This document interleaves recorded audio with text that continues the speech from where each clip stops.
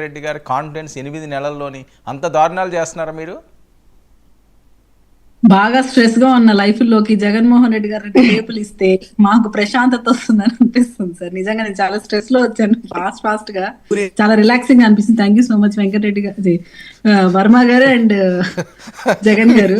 మీకు వెంకటరెడ్డి గారు ఆయన కామెడీ మీకు నచ్చుతుంది కోసం.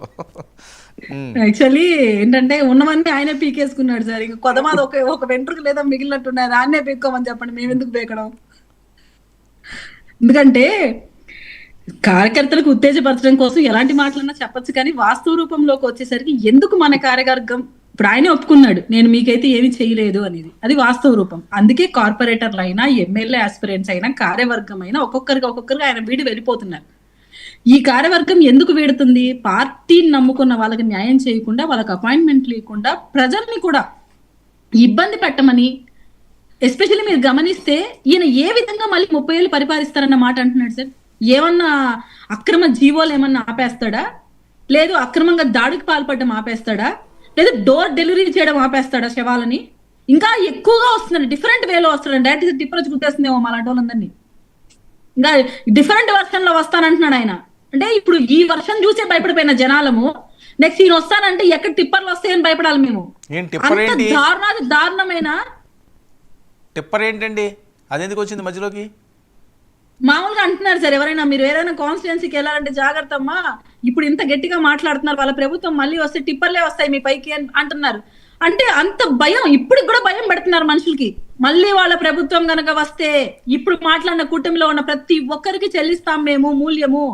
ఈరోజు మా కార్పొరేటర్లను లాక్కుంటున్నారు మీరు, మేమైతే చేతులెత్తి మొక్కుంటున్నాం సార్. మాకైతే ఎవ్వరు కొత్త వాళ్ళని తీసుకొని కొత్తగా రాజకీయాలు చేయాలనుకోవట్లేదు సార్. ఉన్న వాళ్ళని పదిలంగా పెట్టుకొని వాళ్ళ ద్వారానే ప్రజలకు మంచి రాజకీయం చేయాలనుకుంటున్నాం. వాళ్ళు ఆ ఒత్తిడిని తట్టుకోలేక ఆ ప్రభుత్వంలో పడిన ఇబ్బందులకు గురయ్యి మన పార్టీలకు మగ్గు చూపించి కూటమిలో చేరాలనుకుంటున్నారు. కానీ వీళ్ళేం చేస్తున్నారంటే వాళ్ళని మానసికంగా ఇబ్బంది పెట్టడం. మీరు ఆ పార్టీలోకి వెళ్తే మళ్ళీ మేము అధికారంలో, ఇప్పుడు అంటున్నాడండి డిఫరెంట్ వర్షన్ తో వస్తా అంట. అంటే ఎంత భయం వేస్తుంది. మీరు ఎస్పీలను సైతం, పొలిటికల్ క్యాడర్ పర్సన్ అందరినీ బెదిరిస్తున్నాడు ఆయన. సో డిఫరెంట్ గా వస్తానంటే ఈసారి ఏం చేయబోతాడు, ఎలాంటి ఎఫెక్ట్ చూపించబోతాడని భయం వేస్తుంది. గత ప్రభుత్వంలో ఒక్క అవకాశం ఇచ్చినందుకు సార్, ఒకే ఒక్క అవకాశం, పోలీసులు సైతం భయపడిపోయేలాగా, వ్యవస్థలు నిర్వీర్యమయ్యేలాగా, పొలిటీషియన్స్ బయటకు రాకుండా, సామాన్య ప్రజలు గొంతెక్కితే పిచ్చోళం చేసేలాగా, ఇంకా కొంతమంది అయితే దళిత పక్షపాతం చెప్పుకుంటూ వాళ్ళ శవాలను డోర్ డెలివరీ చేసేలాగా అలాంటి ప్రభుత్వాన్ని కని చూపించావు అందరికి. మళ్ళీ ఇప్పుడు ఈసారి నువ్వేమంటున్నావు, డిఫరెంట్ వర్షన్తో వస్తానంటే ఇంతకన్నా దారుణంగా ఉండబోతుంది sir situation. So Jaganmohan Reddy గారు భ్రమలోంచి బయటకు రావాలి. మీ కార్యకర్తలకు మీరు ధైర్యం నింపాలని ప్రయత్నిస్తున్నారు, ఒక్కొక్కరుగా వెళ్ళిపోతున్నారు. I accept that. కానీ ఇది కాదు పద్ధతి. జస్ట్ 8 months ఆఫ్ పీరియడ్ మాత్రమే అయ్యింది, ఇంకా చాలా ఉంది.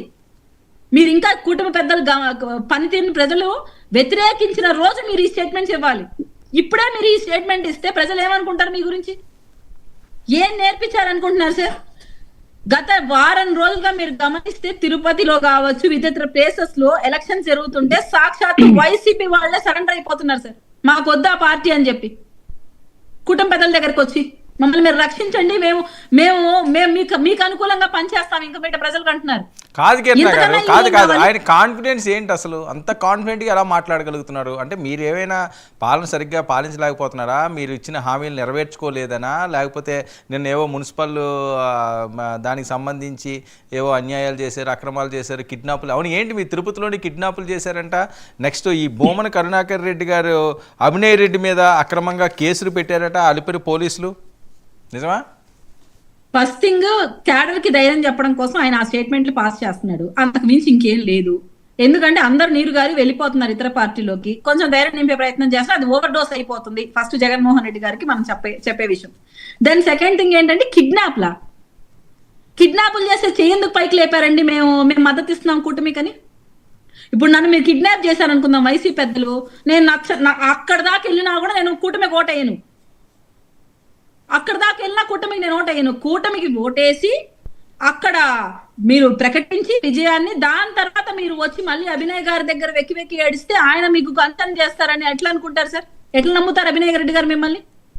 మీరు కూటమికి ఓటేసేసారు, కూటమికి మద్దతు ఇచ్చారు,